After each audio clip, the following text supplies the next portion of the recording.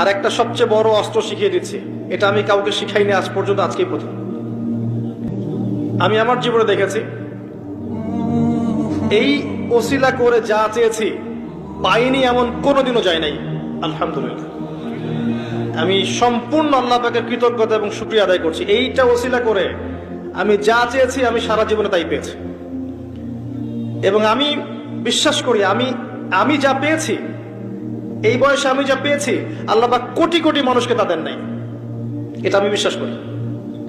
এই বয়সে আমি যা পেয়েছি, আল্লাহ পাক আমাকে যা দিয়েছেন, যত দিয়েছেন, কোটি কোটি মানুষকে আল্লাহ পাক তা দেন নাই,